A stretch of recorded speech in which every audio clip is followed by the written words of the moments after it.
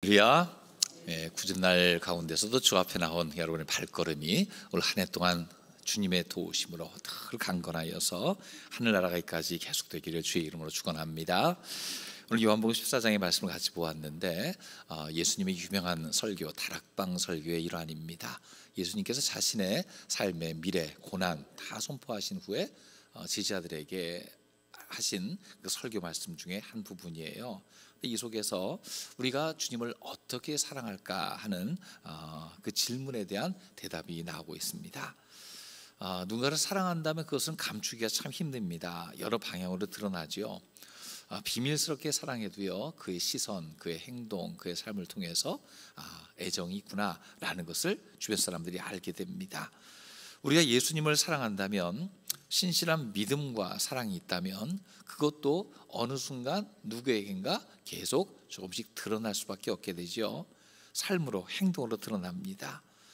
예수님 제자들에게 너희가 나를 사랑한다면 어떻게 살아야 되느냐 하는 것들을 이 설교에서 쭉 얘기하고 계신데, 그 중에 일부분을 함께 살펴보고자 합니다. 먼저 우리가 주를 사랑한다면 우리는 하나님 앞에 구하는 삶을 살아야 될 줄로 믿습니다. 예수님은 남겨진 제자들이 어떤 삶을 살기를 원하셨습니까?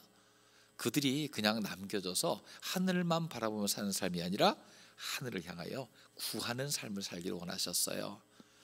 요한복음 14장 13절에 보면요, 예수님께 이렇게 말씀하셨습니다. 같이 읽어보겠습니다. 너희가 내 이름으로 무엇을 구하든지 내가 행하리니 이는 아버지로 하여금 아들로 말미암아 영광을 받으시게 하려 함이라. 예수께서 남기신 제자들에게 주신 격려예요. 구하며 살아라, 기도하며 살아라 말씀하시는 거예요. 예수님께서 고난을 예고하시고 앞길에 대한 말씀을 하시는데 그들 아직 무엇가 뭔지 이해할 수 없었어요. 그런데 그런 제자들에게 예수님은 주신 격려의 말씀, 너희가 기도하면 들어주겠다, 그 말씀하시고 있죠. 우리가 예수를 믿고 예수의 이름으로 기도할 때 주님은 하나님의 영광을 위해 이루어 주시겠다는 약속입니다. 얼마나 중요한 약속인지 몇 번 거듭해서 하고 계셔요. 지난 그 교회사의 수천 년 동안 이 말씀 붙들고 수많은 성도들이 힘을 얻고 용기를 내어서 새로운 도전을 했습니다. 반면 이 말씀을 제대로 이해하지 못한 사람은요, 뭔가를 구하긴 구하는데 이루어지지 않을 것을 구하다가 그 시간을 소모하기도 했어요. 주님이 반복해서 말씀하신 이 말씀의 의미는 무엇입니까? 무엇이나 아무거나 다 구하라는 그런 통 큰 약속이 아닙니다. 뭐든지 구하면 그냥 알아서 다 된다, 이런 약속이라면요, 예수님과 무속의 차이가 없어요. 무당이 굿하고 혹은 뭔가를 할 때에, 점을 치르고 할 때에 그 의뢰자가 선하고 악한가, 옳고 그른가, 이걸 따지지 않아요. 정성 다했냐, 복채가 충분하냐, 그건 따질지 몰라도 그 사람의 윤리적인 기준, 윤리적인 어떤 그건 따지지 않아요. 하지만 그리스도인은 어떻습니까? 그냥 기도하면 막 이루어진다가 아니라 분명한 전제가 있죠. 바로 내 이름으로 라는 전제가 있습니다. 내 이름, 유대인에게 이름이라는 것은요, 그 존재와 직접적으로 연결이 되어 있습니다. 즉 예수님의 존재에 합당한 것을 구하느냐, 이것을 물어보는 거예요. 예수님은 어떤 분이십니까? 예수님은 하나님이시고 신실하시며 참되시고 거짓이 없으신 분이십니다. 그 신실하고 거짓 없는 참된 분의 이름으로 구할 때에 내 욕망과 탐욕이 거기 끼어들 틈이 없는 거죠.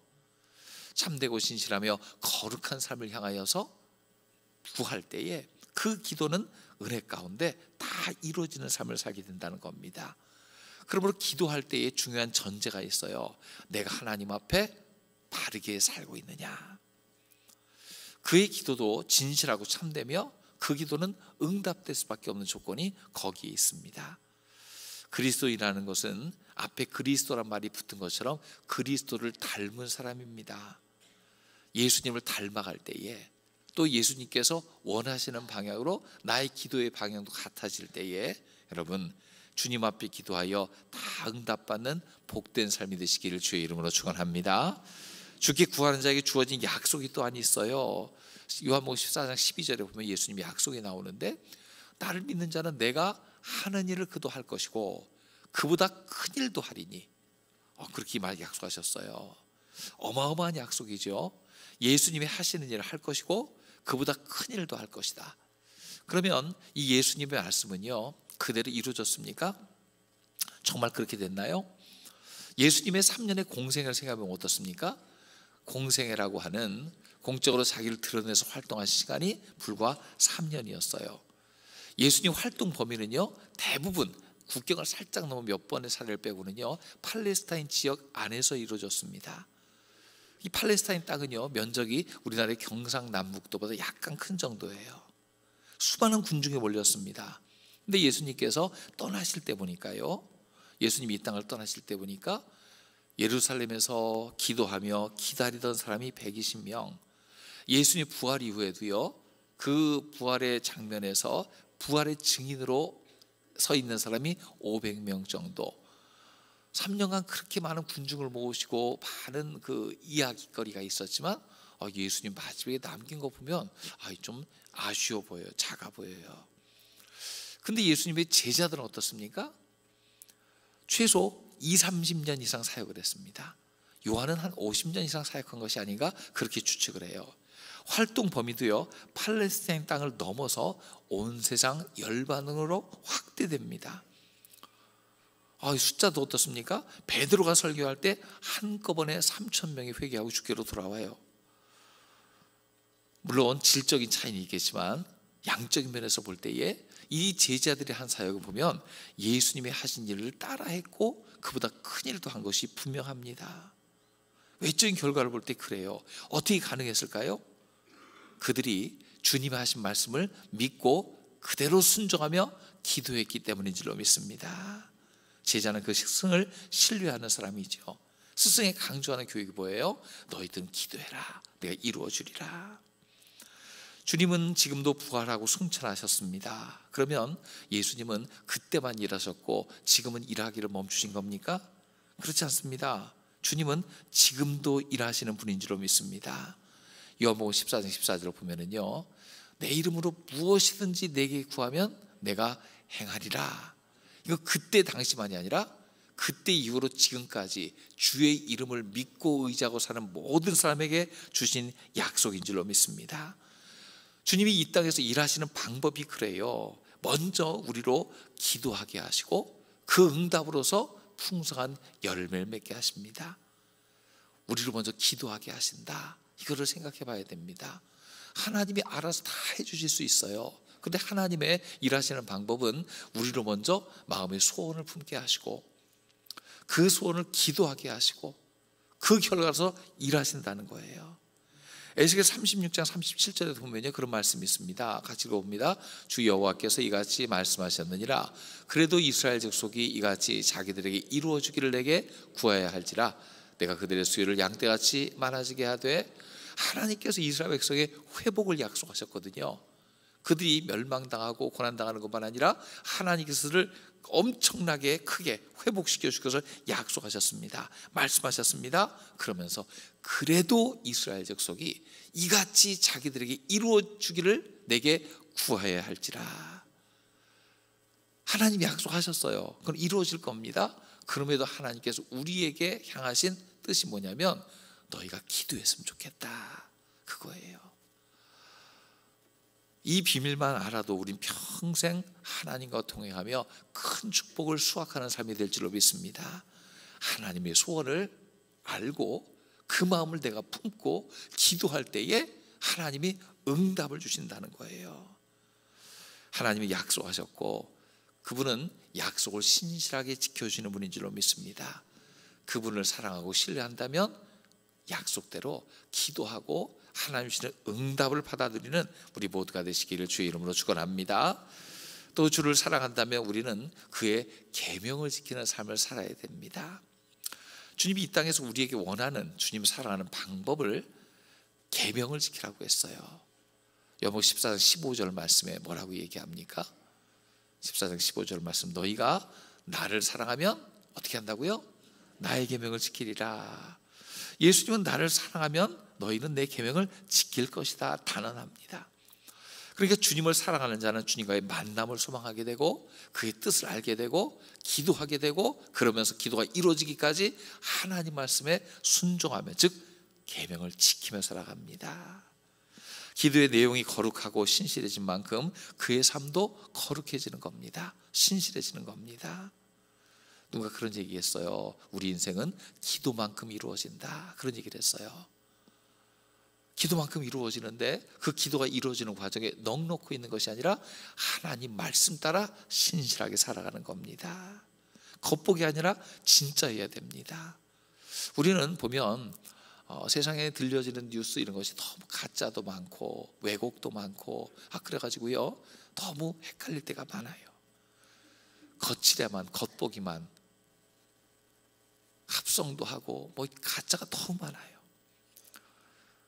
이제 일본 갔는데 거기서 깜짝 놀란 게 뭐냐면요, 일본에 좋은 관광지 뭐 이런데 교회가 많이 있더라고요. 깜짝 놀랐어요. 이게 웬일인가. 그때 설명을 들었더니 그 교회는 겉모양만 교회고 예배 드릴 일이 없대요. 이게 왜 세웠어요? 그러니까 일본 사람들이 그 타라 입구라고 해서 아시아를 넘어서 우리는 구랍하다 그러면서 엉뚱한 짓 했잖아요. 그러면서 유럽 사람들을 보니까 교회에서 예배 드리는 것이 그렇게 좋게 보였다는 거예요.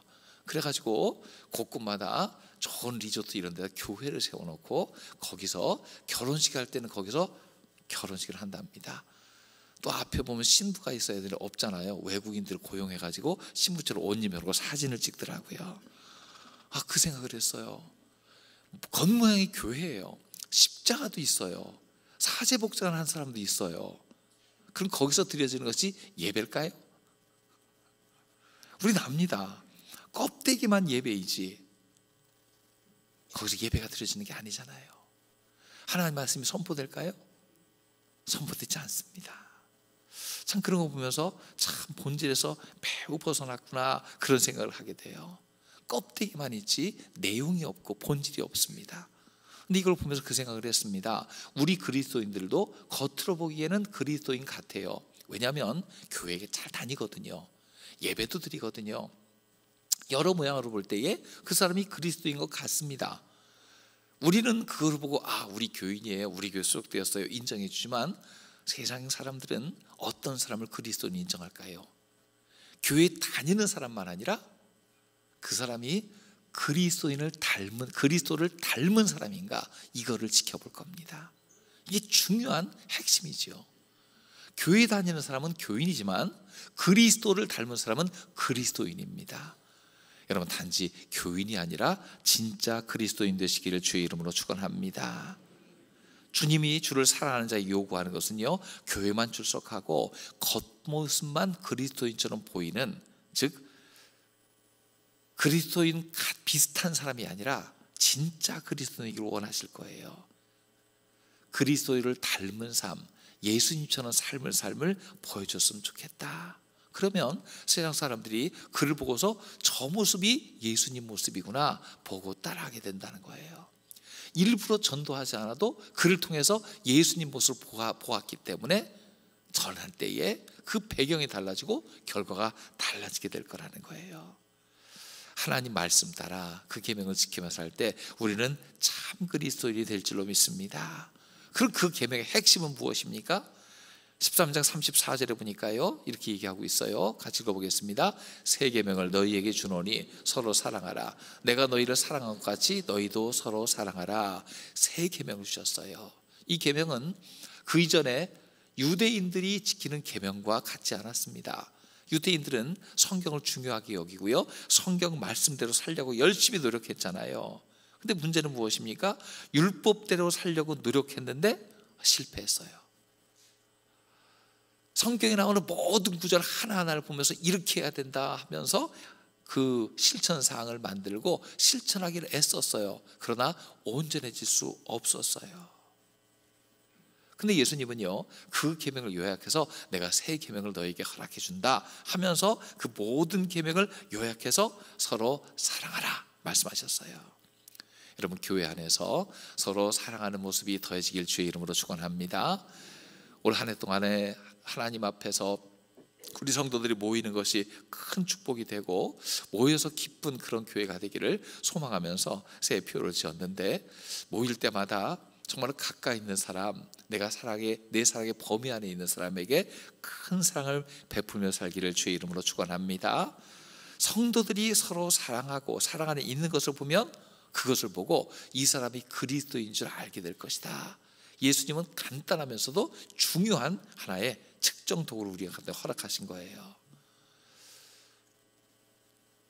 누가복음 10장 27절에 보면은요, 한 율법사가 예수님에게 물어봅니다. 어떻게 구원을 받습니까?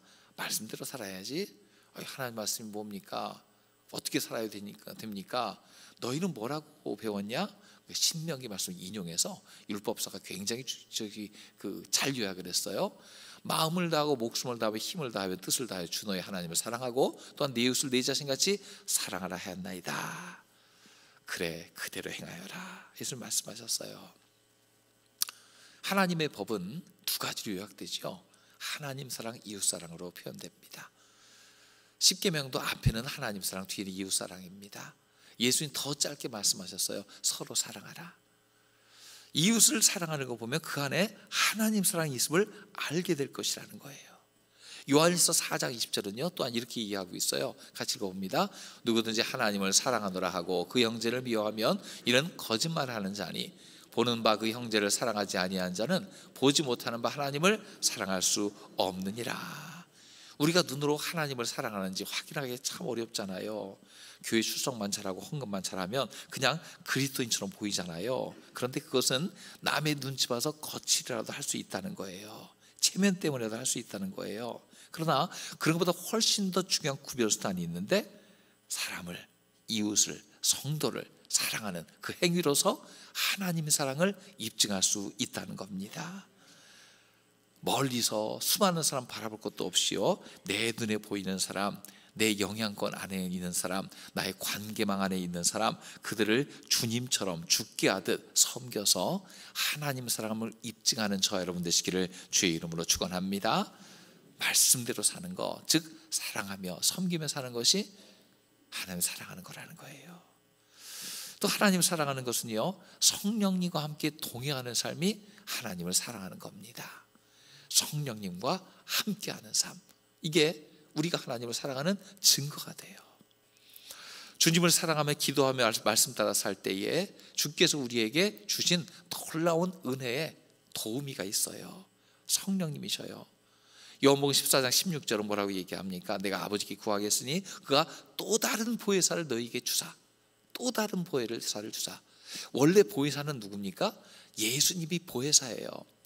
보아할 보자, 은혜의 자, 스승사자를 쓰는데 그 파라클레이토스, 곁에서 돕는 자라는 뜻이거든요. 예수님께서 보혜사로 우리 가운데 오셨습니다.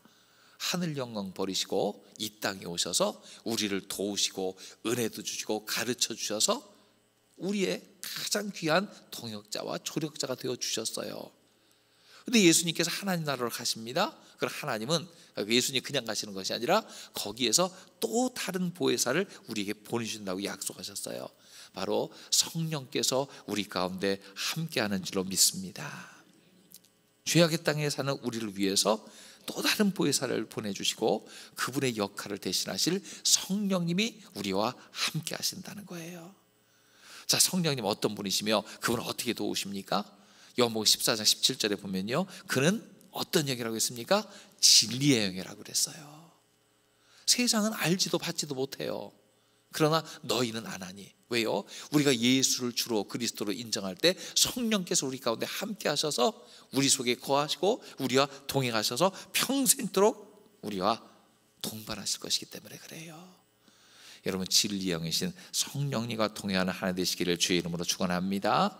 주의 영이 함께 하셔요. 이 진리의 영이란 말이 얼마나 중요한지 모릅니다.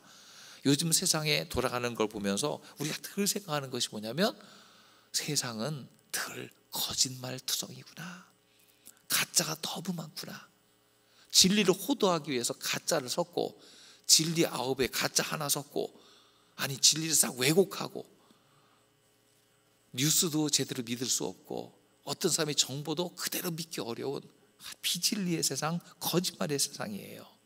그러면서 무엇을 느끼게 됩니까? 모든 세상의 배경에는 사단 박해가 있음을 깨닫게 됩니다. 고린도서 4장 4절 말씀에 보면요, 그 중에 이 세상의 신이 믿지 아니하는 자들의 마음을 혼미하게 하여 그리스도의 복음의 광채가 비치지 못하게 하미니 그리스도는 하나님의 형상이시라.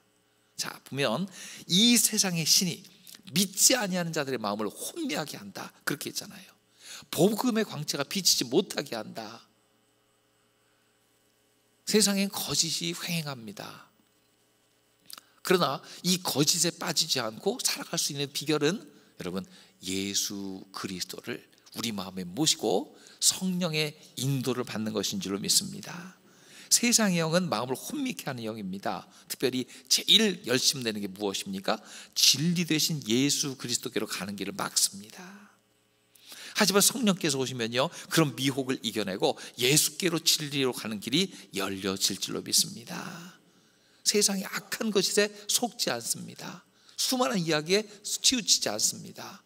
예수께서 우리 주인이시기 때문에 주님 말씀하신 바에 따라 살아가는 겁니다. 여러분, 예수님을 사랑하는 사람은 성령님을 사모하게 됩니다. 성령님을 기다립니다. 그의 인도 따라 살아갑니다. 이런저런 얘기 가운데 헷갈리고 논쟁이 될 때마다 우리가 해야 될 것은요, 주님 앞에 기도해야 됩니다. 성령님 분별하게 해주시고 바른 길 가게 해 주옵소서. 늘 하나님 앞에 기도하여 주님과의 동행의 은혜가 넘치시기를 주의 이름으로 축원합니다. 성령님과 동행할 때 어떤 삶의 열매가 맺힙니까? 요한복음 14장 18절에 보면요, 내가 너희를 고아와 같이 버려두지 아니하고 너희에게로 오리라. 우리는 홀로 있지 않습니다. 홀로 동떨어진 존재가 아닙니다. 성령께서 우리 가운데 함께 하시고 도와주십니다.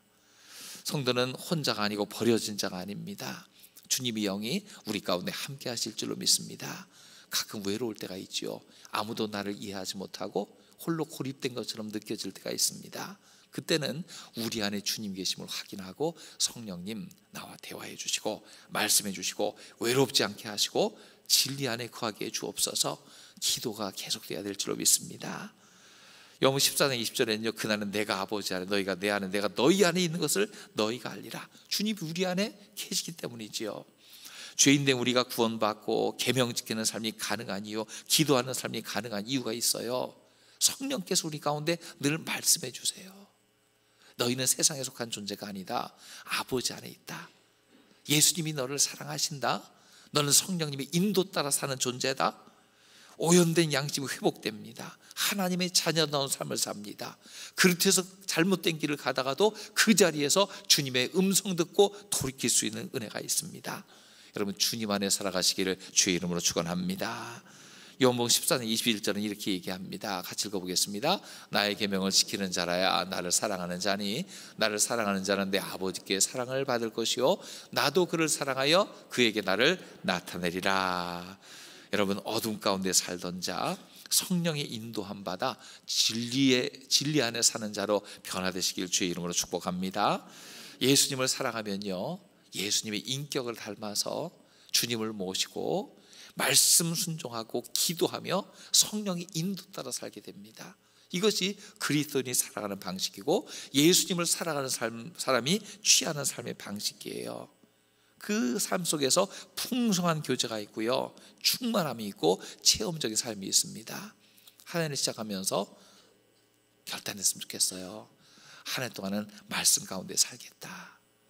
기도도 적당히 하는 것이 아니라 구체적으로 기도하고 또 기도하며 주님의 마음으로 다시 한번 검증해 봐서 나의 기도가 하나님 원하시는 기도로 바뀌었으면 좋겠다. 순간순간 내 생각과 내 마음대로 결단하며 사는 삶이 아니라 성령님께 여쭈어보아서 가장 큰 지혜의 삶으로 바뀌었으면 좋겠다. 한 해 동안 정말로 주님께서 나를 사랑하심으로 나도 주를 사랑하여 응답하는 삶이 다 되시기를 주의 이름으로 축원합니다.